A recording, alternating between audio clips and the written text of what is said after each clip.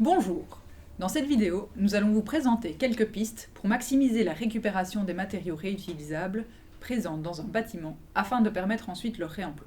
Nous allons principalement nous pencher ici sur la question des filières de récupération hors site et des procédures pour activer ces filières, notamment si vous opérez dans le contexte de marché public. C'est un enjeu qui se pose lorsqu'un bâtiment existant va être transformé et que des travaux de démolition sont prévus, soit uniquement sur certaines parties du bâtiment, ou quand c'est inévitable sur tout le bâtiment. Idéalement, un inventaire des matériaux réutilisables a été réalisé. Son rôle, lister tous les lots de matériaux qui possèdent un potentiel de réemploi, c'est-à-dire des matériaux que l'on peut réemployer dans un nouveau projet, que ce soit sur le site même ou ailleurs. Je ne vais pas expliquer ici comment réaliser un inventaire.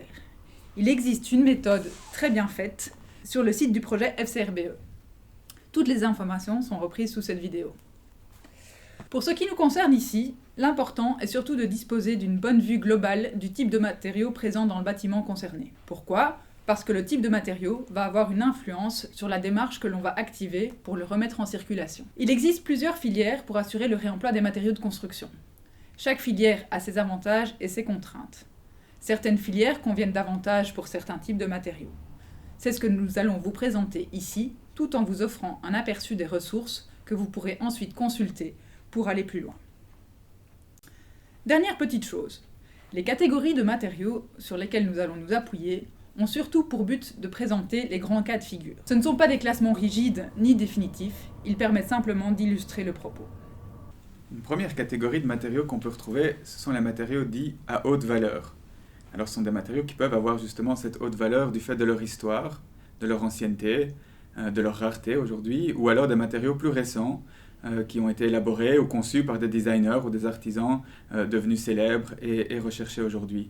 Alors évidemment, il y a une infinité de matériaux qui peuvent rentrer dans cette catégorie. On peut penser à des éléments de luminaires ou de lustres anciens, on peut penser à des éléments, des pierres rares, par exemple le noir de Mazie en Belgique ou des marbres, à des éléments de quincaillerie particulièrement ouvragés. Ce sont des éléments qu'on va trouver dans des bâtiments soit plutôt anciens, soit des bâtiments particulièrement ouvragés. Alors comme pour beaucoup de matériaux, la première question à se poser, c'est de savoir si ce n'est pas plus intéressant et plus rationnel de fond les garder en place là où ils sont, de les conserver sur site pour garder l'histoire aussi du lieu, voire de les démonter soigneusement pour les remettre en œuvre dans les nouveaux projets d'aménagement, donc du réemploi in situ, du réemploi sur site.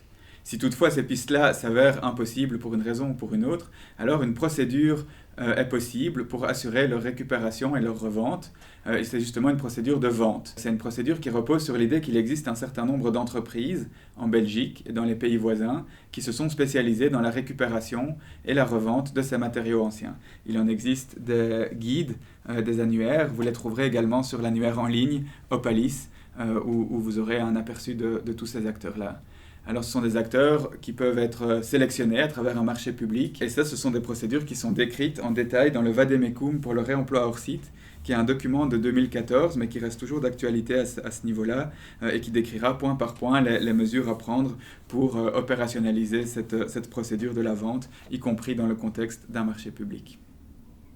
À côté des entreprises spécialisées dans les antiquités, on retrouve sur le marché un grand nombre d'acteurs ayant développé une expertise dans la récupération et la revente de certains matériaux de construction bien déterminés.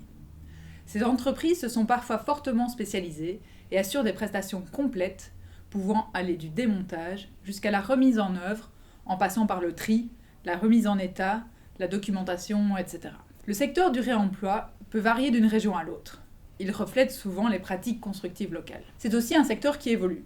On voit notamment apparaître des acteurs qui se spécialisent autour de certains éléments, jusqu'alors peu ou pas présents sur le marché. Il faut espérer que ces évolutions continuent.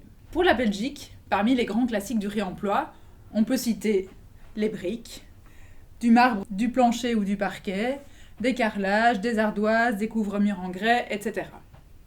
Là encore, n'hésitez pas à visiter la section matériaux sur opalis.eu pour en savoir plus. Mais quelles sont les filières possibles pour ces matériaux ? Il est toujours possible d'envisager le réemploi sur site.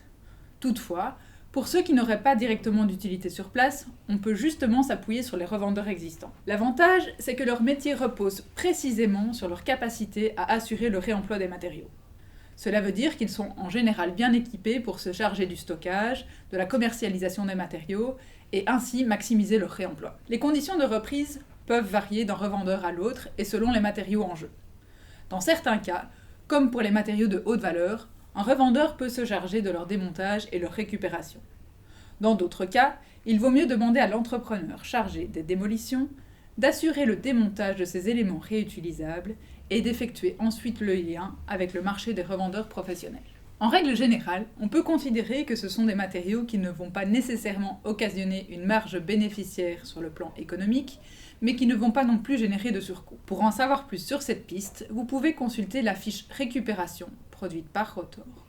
Celle-ci explique comment intégrer les objectifs de récupération dans un marché pour des travaux de démolition. Alors la troisième et dernière catégorie qu'on va aborder, c'est celle des matériaux qu'on va dire moins stables sur le marché. C'est-à-dire des matériaux pour lesquels, contrairement aux deux catégories précédentes, il n'existe pas encore de débouchés aussi organisés ou aussi stables que les matériaux anciens ou les matériaux classiques. Ce sont donc des matériaux qui vont présenter un petit peu plus de challenge pour organiser leur récupération. Alors de quel type de matériaux s'agit-il ? De nouveau, on a un grand éventail de possibilités. Ça peut être des matériaux relativement récents, des matériaux pour lesquels il existe aujourd'hui des équivalents neufs qui sont commercialisés à très bon marché et qui quelque part concurrencent l'alternative en réemploi. Ça peut aussi être des matériaux au caractère plus générique, voire des matériaux qu'on retrouverait dans la catégorie des classiques ou des matériaux stables, mais qui dans ce bâtiment-là sont présents en plus petite quantité ou n'intéressent pas nécessairement pour une raison ou une autre les revendeurs professionnels. Alors pour cette famille de matériaux-ci, la piste peut-être à considérer en priorité, c'est celle du réemploi sur site.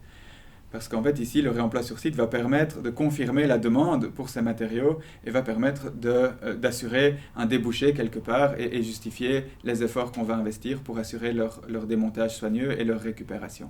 Il existe aussi des pistes hors site pour assurer la récupération de ces matériaux-là. Par exemple, des dispositifs de vente. Alors, ça va souvent être des ventes à prix symbolique via des sites de vente aux enchères ou via des sites de petites annonces. On peut aussi imaginer des scénarios de donation où les lots de matériaux sont démontés soigneusement par l'entrepreneur et puis sont mis à disposition d'utilisateurs ou d'associations qui viennent les récupérer. On peut aussi explorer des pistes de réemploi de chantier à chantier. Alors toutes ces pistes-là, évidemment, demandent un petit peu plus d'efforts de la part du maître d'ouvrage, mais en résultat, elles obtiennent aussi des beaux débouchés en matière de préservation des ressources matérielles d'un projet. Alors, quelles vont être les procédures à mettre en place ? Eh bien, vous l'aurez compris, pour chacune de ces différentes options, on va avoir des procédures un petit peu ad hoc, mais qui commencent toutes par la même étape, celle de demander à l'entrepreneur chargé des démolitions d'effectuer un démontage soigneux des lots qui sont visés de cette façon-là.